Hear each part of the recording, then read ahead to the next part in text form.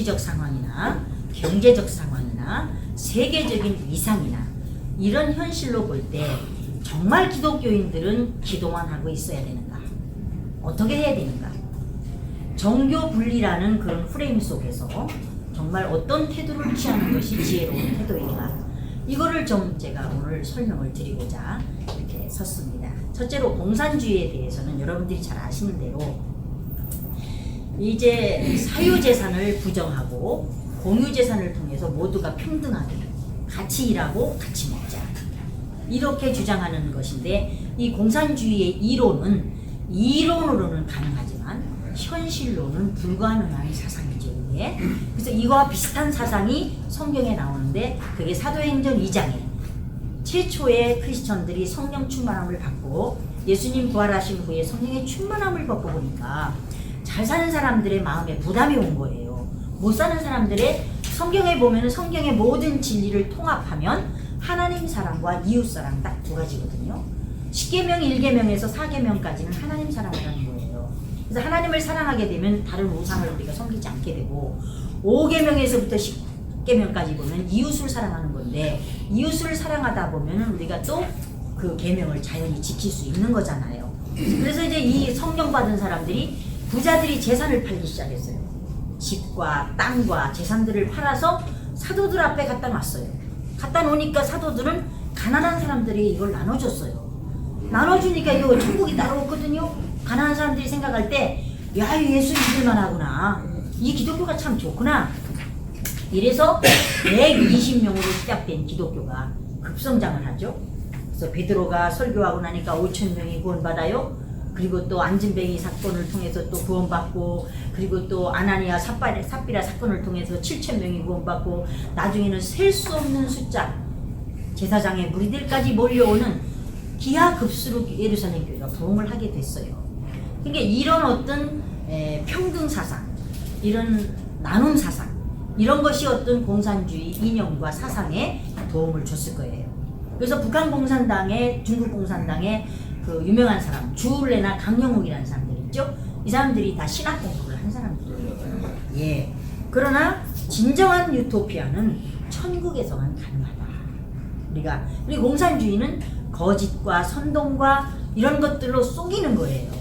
그렇지만 실질적으로는 가난한 백성들을 착취해서 위에 지도층들만 잘 사는 게 지금 공산주의잖아요. 그래서 1917년 레닌이 소비에트 공화국을 창설했지만 1991년에 망했어요. 그죠? 망했습니다. 중국의 마오쩌둥이나 또는 등소평이 또 공산주의를 만들었지만은 결국은 망했어요. 그리고는 그들의 경제는 민주화를 받아들이고 정치는 공산주의를 지속하는 그런 체제를 지금 이루고 있잖아요. 그와 뿐만 아니라 150년 동안 공산국가를 실험해봤지만 결국은 철의 장막이 무너지고 주의 장막이 무너지는 것을 우리들은 역사의 현실을 통해서 다 알고 계실 거예요. 동유럽의 여러 국가들이 지금 공산주의를 지지했던 나라들이 굉장히 어려움을 당하는 거 우리도 알고 있죠. 지금 러시아, 베네수엘라, 몽골 또는 중국이나 북한이나. 예. 지금도 우리가 쌀을 800만 톤을 갖다 줘야 간신히 살 수 있는 체제가 지금 북한 공산당이잖아요. 우리가 잘 아는데요. 그래서 공산국가라고 하는 것은 반인권 세력으로서 독일의 나치는 600만 유대인을 학살했죠. 우리 잘 아는 대로. 소련 공산당은 2,800만을 학살했고요. 중국 공산당은 6,700만을 학살했습니다. 북한 공산당은 6.25를 통해서 300만을 학살했어요. 뿐만 아니라 공산국가를 세워놓고 나서 하루에 2만 명씩 목사, 장로, 집사 순서대로 끌어다 놓고 포크레인으로 깔아 죽인 것이 북한의 공산당이에요. 뿐만 아니라 1960년 김일성 어록에 보면은 기독교인은 공산당과 함께 살 수 없는 존재들이다. 그래서 북한에 우리 침례교회도 엄청 교회가 많이 있었어요. 우리 한국의 침례교회를 세웠던 분이 토론토 말캄 출신 페닉 선교사입니다. 근데 그분이 북한에 가서 복음을 전해서 북한의 교회를 많이 세웠어요. 근데 6.25가 터지면서 교회들이 다 무너지고. 왜? 기독교를 가장 핍박한 것이 공산주의고. 그래서 이 공산주의의 특징이 아까도 말씀드렸듯이 거짓과 선동과 또는 혼란과 분열을 야기시키죠. 반인권주의로서 네로의 핍박은요 5년을 넘기지 않았어요. 로마의 네로가 얼마나 폭정을 했습니까? 그런데도 그 핍박은 5년이 넘기지 않았지만 우리 북한 공산당의 핍박은 지금 70년이 가가도 끝이질 않아요.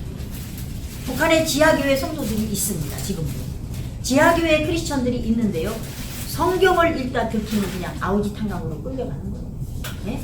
이 핍박이 70년 동안도 끊어지지 않아요. 그러면 우리나라의 현재 또는 박근혜 정권을 뒤집어 엎은 좌파 세력들을 한번 더듬어 생각해 보세요.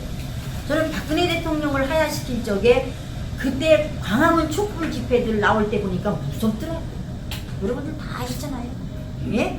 죽창을 들고 횃불을 들고, 예? 박근혜 대통령 머리를 잘라서 애들한테 막 발로 차고 다니게 만들고요. 단두대를 갖다 놓고요. 얼마나 무서워요. 뭐예요? 단두대요. 단두대. 단두대요. 네. 이 모습이 공산당의 그들의 정책과 이념과 사상을 보여준 거와 다를 바가 없다고 저는 생각을 해요. 그러니까 나게 되겠죠. 네, 그럼요. 그렇다고요. 광우병 때는 어땠어요? 소고기를 먹으면 뼈에 구멍이 뻥뻥 뚫린다고 얼마나 촛불 집회들을 많이 했어요. 그건 진짜로 거짓, 선동. 예. 이게 공산주의의 사상이에요. 잘못된. 네. 민노총들 나왔다 하면 죽창 들고 나와요. 경찰차 수십 대 때려부시는 건 일도 아니고요. 그 민주투정 못 빼니까 민노총도 그래. 에이, 그러니까. 네. 그리고 사람 하나 죽으면 시체 팔기. 제 개인적인 생각으로는 세월호 침몰도 이것도 조작된 침몰이 아닌가 싶어요. 네? 맞습니다. 박정권을 무너뜨리기 위한 조작된 사고라고 저는 봐요. 제 생각에. 네? 대한민국을 이렇게 무너뜨리겠다, 이렇게 침몰시키겠다는 어떤 신호탄 같은 사건이었다고 저는 봐요. 저는 보고 있어요. 혼란과 분열을 주장하는 것이 공산주의죠. 그럼 두 번째로 현재 대한민국 현 시국 상황은 또 어떠냐? 주사파, 종북자파들이 끌고 나가는 현 정부는 촛불 정권을 통해서 지금 모든 민주주의의 기본을 무너뜨리고 있어요. 지금 민주주의의 기본을 무너뜨리고 있어요. 국정교과서를요 몰래 사인을 하고 도장을 찍어가지고 이승만 대통령 또는 박정희 대통령의 업적은 삭제시키고 김일성이 아주 훌륭한 사람이라고 부추기고, 이런 민족이 어딨냐, 이런 어리석은 민족이 어딨냐고요. 그뿐만이 아니죠. 적폐청산이라는 이유로 지금 모두 다 가져다 잡아다 놓고 있잖아요. 가둬 놓고 있잖아요. 그런데 반면에 지금 김경수 댓글 조작 사건은 풀어줬어요. 지금 풀어줬어요. 그 댓글 조작 사건, 8,800만 건의 댓글 조작 사건이 이게 얼마나 큰 사건이에요. 이거를 만약에 우파 측에서 이런 일을 했다라면요, 벌써 죽창 들고 나와 정권 다 때려 엎었어요. 다 때려 엎었어요. 여러분 그렇게 생각 안 하십니까?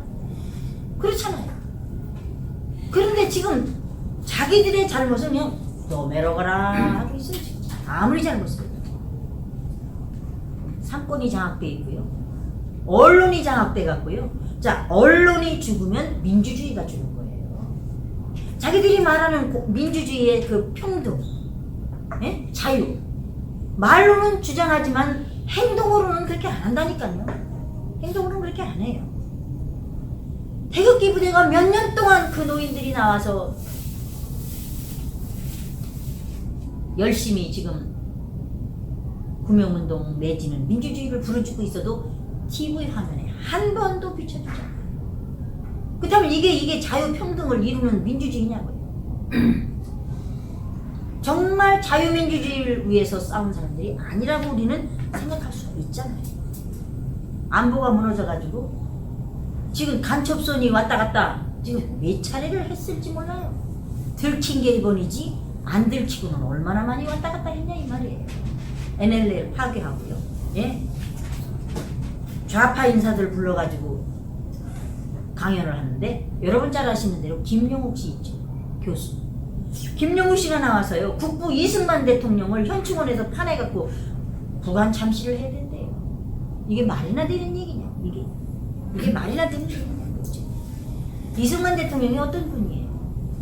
정말 1923년에 소련의 전성기 때, 소련이 전성기 때 이승만 대통령은 소련 공산당은 망한다고 예언을 하고 책을 쓴 사람이에요. 그 책을 쓰신 분이에요. 네.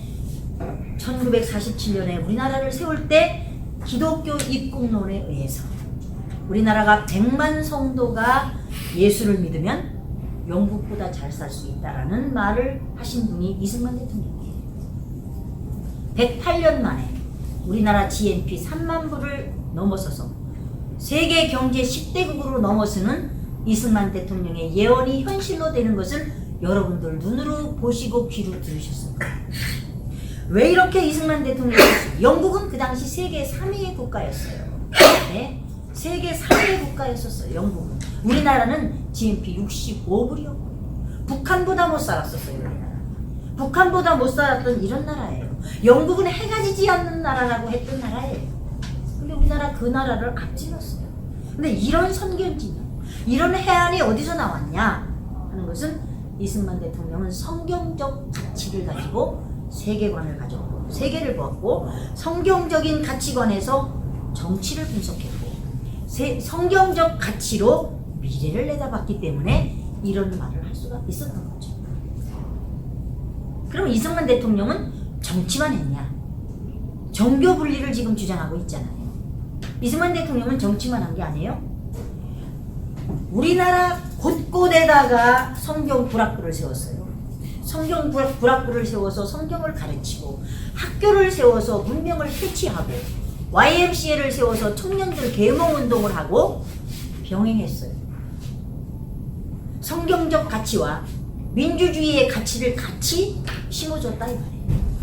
그렇게 했기 때문에 우리나라가 이만큼 발전을 할 수 있었던 거죠. 네. 성경 출애굽기 19장 5절에 보니까 세계가 다 내게 속했다. 하나님 그러셨어요. 세계가 다 내게 속했다. 난 이 말씀을 확실히 믿는 것이 믿든 안 믿든 이 말씀을 하나님의 말씀을 인정을 하든 안 하든 하나님은 하나님이에요. 하나님은 창조주로서 역사의 수레바퀴를 당신의 임의대로 이끌어 가시고 주관하시고 하신다는 말이에요. 그래서 하나님을 사랑하고 그 법을 따르는 백성과 민족은 하나님의 앞에 복을 받고 하나님을 대적하고 우상을 따라 섬기는 나라와 민족은 역사 속에서 후퇴하는 민족으로 지금 살고 있는 거 여러분들 다 보셨을 거예요. 전 세계 가난한 나라가 어떤 나라예요? 공산주의를 따랐구나. 그죠? 예? 예수를 믿지 않는 국가들이잖아요. 이 캐나다에 와서 보니까 참 사람같이 살았다 하는 생각을 했어요. 저는 처음에 와보니까. 이 캐나다 사람들은 정말 사람같이 살아요. 저 어린 시절에 시골에서 자랐는데 그때 우리나라 화장실이 어땠어요? tum벙하는 포세시 그런 화장실이었잖아요. 근데 이 나라는 얼마나 모든 문화적으로 경제적으로 얼마나 많이 발달을 했어요. 영국의 피팍을 피해서 청교도들이 와서 캐나다와 미국 국가를 세우고 제일 먼저 교회를 짓고 학교와 병원을 짓고 그리고 세 번째 자기의 집을 짓고 살았던 미국과 캐네디언들은 이렇게 전 세계에서 정말로 우두머리 국가가 됐고 똑같은 비박을 피해서 청교도들이 남미로도 갔어요. 남미로 간 사람들은 자기 집을 먼저 졌대요. 남미는 지금 후진국이 됐잖아요.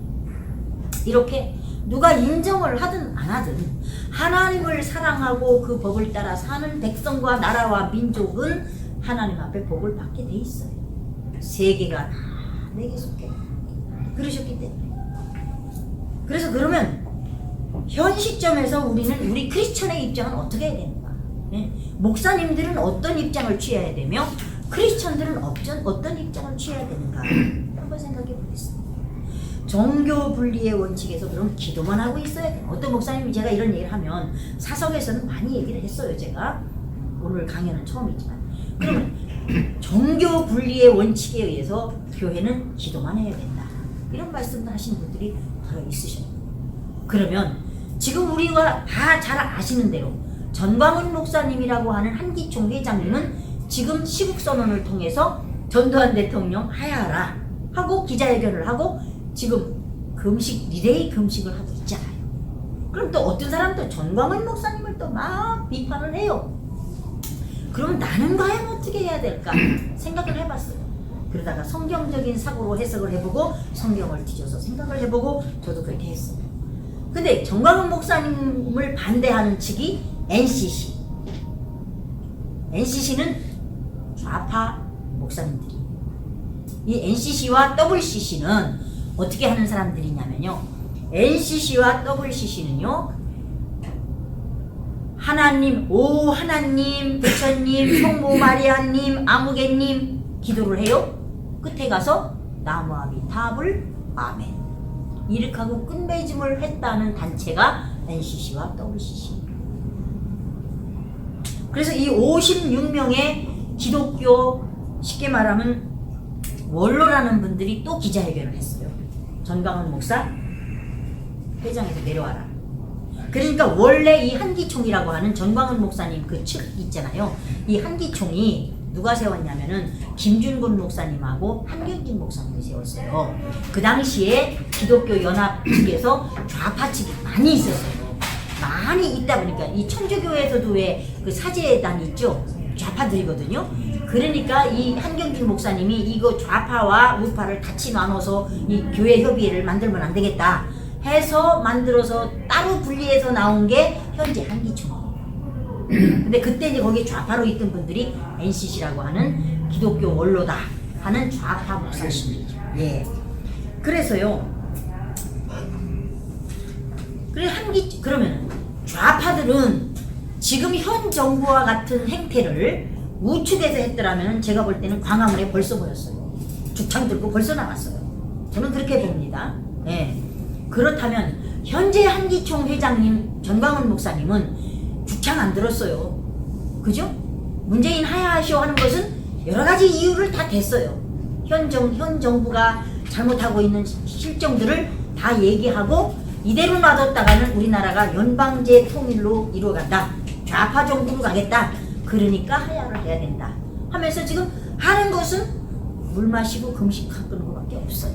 그렇죠? 그래서 현재의 그 정책 잘못된 부분들 여러분들 아시는 대로 경제 실패, 안보 실패, 자 패스트 트랙 사건도 잘 아시잖아요.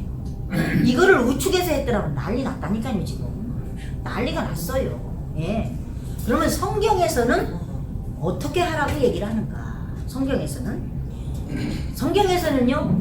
첫째, 위에 있는 권세자들에게 순종하고 복종하라고 하는 것은 맞아요. 대통령을 누가 세웠든지 우리 크리스천들은 그 권세 앞에 순종하고 복종해야 된다. 성경 그렇게 말씀하셨어요. 그러면 모든 것은 복종하고 순종해야 돼요. 그런데 나라를 공산정권으로 끌고 가거나, 그죠? 네.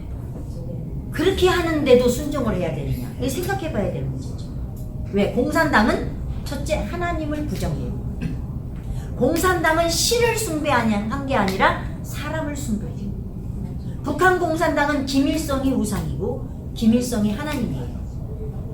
북한 탈북자가 우리 교회에 1년 동안 나온 적이 있습니다. 그래서 제가 가죽이 있던 옷을 다 벗어줘 가면서 선교적인 차원에서 좀 돕고 하면서 많이 이렇게 성경도 가르치고 한 적이 있어요. 그랬더니 이분이 하는 얘기가, 사모님 제가 보니까 성경 공부를 하다 보니까 이 성경에다가 내가 북한에서 그 김일성 교육하는 뭐가 있대요. 그 먼지가 있는데 거기다가 김일성 자만 빼고 하나님 자만 넣으면 성경하고 똑같대요.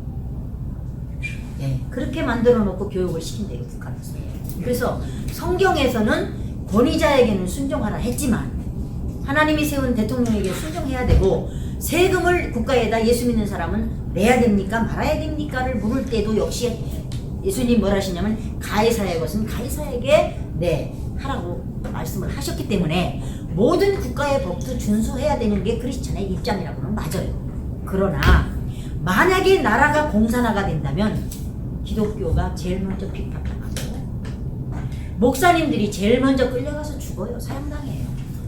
이런 입장인데 정치와 이념이냐 아니면 도덕적인 것이냐, 아니면은 이 당 차원에서 야당이냐 여당이냐를 떠나서 제가 볼 때 성경적 관점으로는 하나님이냐 우상이냐라고 봐야 된다고 봐요. 네.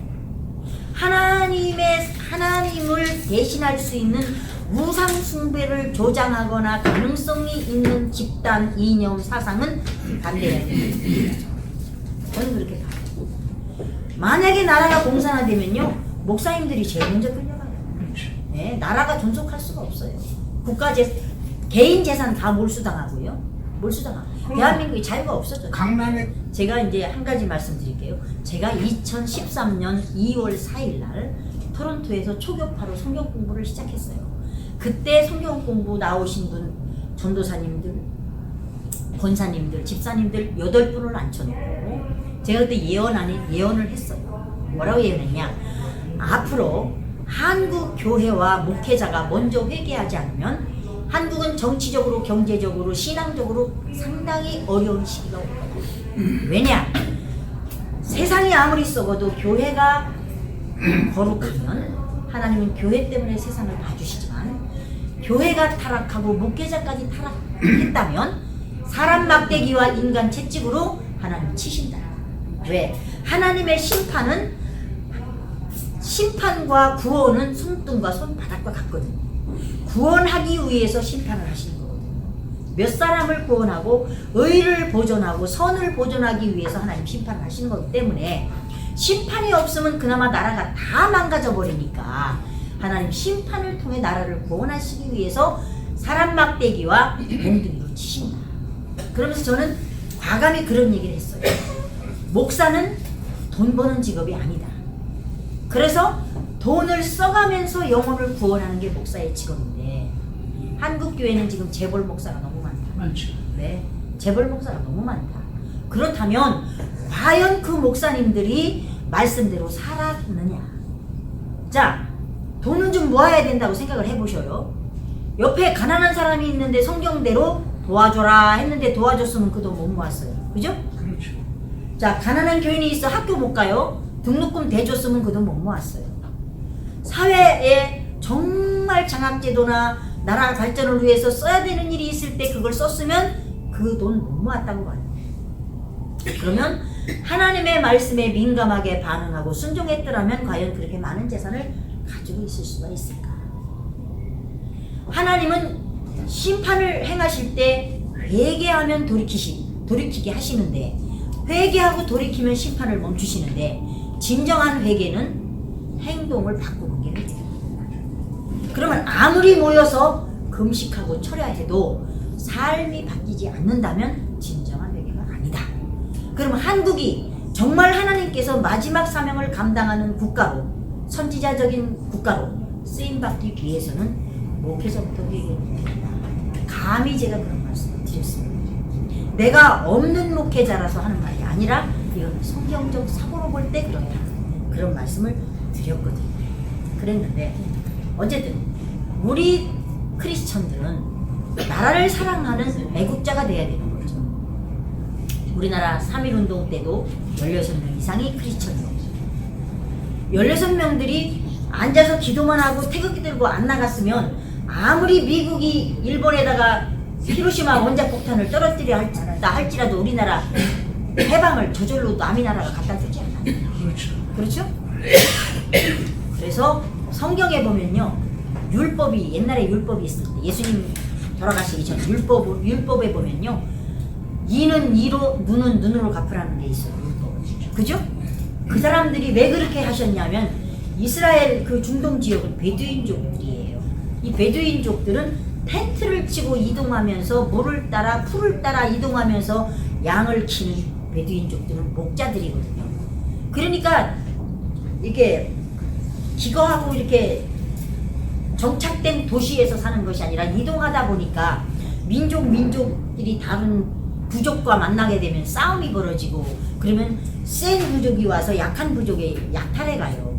양 한 마리를 뺏어가는데 에이, 한 마리니까 봐주지. 가만 놔두면 그 다음날 10마리를 뺏어가요. 10마리를 뺏어가는데도 또 용서해야지. 그러면 하나님이 용서하랬으니까 하고 용서하면 그 다음날은 와 여자와 아이를 또 뺏어가요. 그렇기 때문에 하나님께서 내 가정은 네가 지켜라 하는 차원에서 이는 이로 눈은 눈으로 갚으라는 율법을 주셨던 거예요. 예수님 돌아가신 후에는 대신 예수님께서 인류의 죄를 위해 십자가를 지시고 물과 피를 아낌없이 쏟으시고 인류를 구원하시고 나서 오른뺨을 치면 왼편을 돌려대고 오리를 가자면 십리를 가고 겉옷을 달라면 속까지 주라는 사랑의 법을 또 만드신 거죠. 그렇지만 내 나라는 내가 지켜야 해요. 자, 사랑해라 했다. 우리 어디가 군대 안 가죠? 여호와 증인들 군대 안 가죠. 그죠? 그럼 우리나라가 전 국민이 다 여호와 증인이 된다면 군대는 누가 갈 것이며 나라는 누가 지킬 거예요? 누가 지킬 거예요?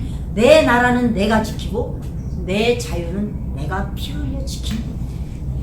성경에 보면요, 너희는 무엇을 먹을까, 무엇을 마실까, 무엇을 입을까 염려하지 말라. 이는 다 이방인들이 구하는 것이다. 네? 공중나는 새를 봐라. 심지도 않고 거두지도 않는데 너희 천국에서 먹이시고 기르신다. 이러셨어. 그러면 공중나는 새를 먹으신다. 그 말씀은 뭐냐? 나르는 새에게 먹이를 주신다고 했지 둥지 안에 앉아있는 새를 먹이신다고 안 했어요.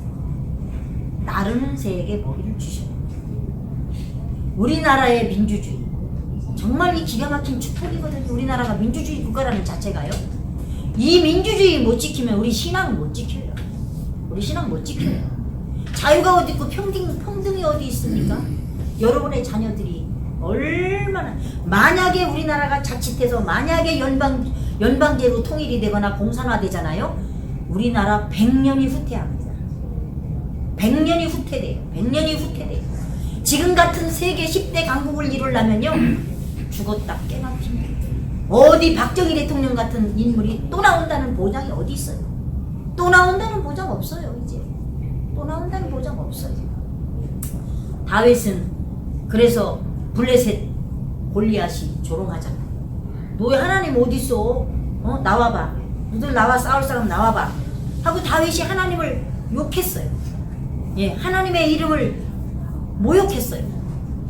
그때 다윗이 그 어린 나이에 물맷돌 3개를 들고 골리앗 앞에 나가서 너는 창과 칼로 나오지만 나는 만군의 여호와의 이름으로 나간다 하면서 물맷돌을 던져서 골리앗을 쓰러뜨리잖아요. 나의 가정, 나의 국가, 나의 자유, 나의 민주주의 해하는 사람들은 우리는 싸워서 이겨야 된다고 저는 봅니다. 제가 과격한지는 모르겠지만요. 에스더도 마찬가지예요. 에스더 자기 민족, 유대 민족을 죽이려고 하는 하만의 계략 앞에서 에스더는 금식을 하고 왕이 부르지 않았지만은 죽으면 죽으리라. 내가 이때를 위해서 났다 하고서 왕 앞에 나가서 그 민족을 구했잖아요. 성경적 가치관이라고 하는, 국가관이라고 하는 것은 나라를 사랑하는 애국 정신이 맞는 거죠. 홍콩 시위에 대해서도 여러분들 잘 아시죠? 뭐 정치적 성향도 있다고는 보지만 어쨌든 그 송환법 철회를 위해서 홍콩 200만이 나와서 지금 시위를 해요. 홍콩 시민들. 거기에 앞장선 사람이 18세 소녀 누구냐? 안드레아 윙이라는 여자예요. 안드레아 윙이라는 18세 소년이 앞장서서 그때 홍콩 시민 750만 시민이에요. 홍콩이 750만 시민 중에서 천주교를 포함한 크리스천이 9분의 1밖에 안 돼요. 크리스천이 9분의 1밖에 안 돼요. 우리나라는 4분의 1이 크리스천이에요. 예? 그 크리스천들이 뒤에서 안드레아 윙을 도와서 음료수를 배달하고 쉘터를 제공하면서 구원하고, 이 시위대들은 싱 할렐루야 찬양을 부르면서 예수님 성화를 들고 지금 시위를 하고 있어요. 우리는 많이 본받아야 될 점이 있다고 생각합니다. 결론적으로 말씀을 드리면요, 우리는 기독교인으로서 또는 한 대한민국의 국민으로서 여기 살고 있지만 저는 그거를 변하면 저는 대한민국의 한 국민이라는 거를 캐네디언 시민권을 받은 지가 오래됐음에도 불구하고 한 번도 잊어보거나 생각을 안 해본 적이 없어요. 여러분들 다 애국자이시고 제가 존경하는 분들인 거 잘 알고 있습니다만은, 크리스찬들이 지금 현재 입장에서 어떤 태도를 취해야 되느냐. 첫째는 기도해 회개해야 되죠. 우리가 먼저 회개해야 되죠. 예수 먼저 믿은 사람이 먼저 회개해야 된다고 봐요. 두 번째로 기도하고 그리고 뭉치고 뭉치면 살고 해치면 죽는다 그랬는데 지금 내년 우리 총선을 앞두고 지금 지금 태극기 당하고 한교안 대통령 당하고도 보면 왜 그렇게들 이렇게 여기서 저기서 이 비판 소리가 들리는지 모르겠어요. 똘똘 뭉쳐도 좀 괜찮은데 제가 볼 때는 현재는 좀 이렇게 하다가도 선거 딱 앞두고 얼마 앞두고 딱 합쳐서 어떻게 승리를 거뒀으면 좋겠어요. 그런 어떤 전략을 세우리라 믿습니다만은 어쨌든 뭉쳐야 돼요. 뭉쳐야 돼요. 예. 그리고 목소리도 내야 된다라고 저는 생각을 합니다. 그래서 제가 이제 이런 얘기 하다 보면은 저 토론토 전도대학에서도 이제 강의도 하고 같이 이제 의논도 하고 얘기를 할 때 보면 목사님들 그래요. 예. 저도 그런 꿈을 가졌어요. 이제 목회를 은퇴하고 나니까 시원섭섭하다는 말이 있죠. 그동안 40년 넘게 할 때는 참 힘들 때도 있었지만은 이제 막상 끝내고 나니까 그럼 나의 남은 인생을 어떻게 보낼 것이냐 이런 생각을 또 하게 되잖아요. 아직은 젊고 아직은 또 할 일이 많이 있는데 그래서 정말 빨리 북한 정권이 무너지고 우리나라가 복음으로 통일하고 자유 통일을 해서 복음의 문이 열린다면 정말 영어도 잘 못하는 거라든가 북한에가 복음을 전하다가 난 그 자리에서 순교했으면 좋겠다. 저는 그런 꿈을 가졌었어요. 근데 나는 너무 겁이 많으니까 하나님 손톱 발톱 빼고 이런 순교는 하지 말게 하시고 단 총 한 발에 딱 죽는 그런 순교는 참 좋겠어요. 제가 그런 얘기를 해요. 그럼 어떤 목사님이 사모님 나도 그게 꿈입니다. 북한의 복음의 문이 열리면 나도 가겠습니다. 이런 목사님들 참 많아요. 근데 우리가 북한을 가기 전에 대한민국 민주주의를 먼저 지켜야 된다고 생각합니다. 대한민국의 민주주의 체제 지키지 못하면 북한 가는 거 힘들어요. 못 가요. 힘들어요. 예. 네. 정말 북한에 가서 순교하고 싶은 생각이 저와 같은 분들이 목사님들 많이 갖고 계신데 그렇다면 지금 순교의 각오로 대한민국의 민주주의를 지키고 또 성도들을 계몽하고 성도들에게 강단에서는 못한다 할지라도 성경 공부나 또 다른 어떤 모임을 통해서 애국 정신을 심어주고 민주주의 가치를 알리고 성경적 관점에서 애국하는 것은 어떤 것인가 하는 것을 반드시 가르쳐야 된다고 저는 생각하는 사람입니다.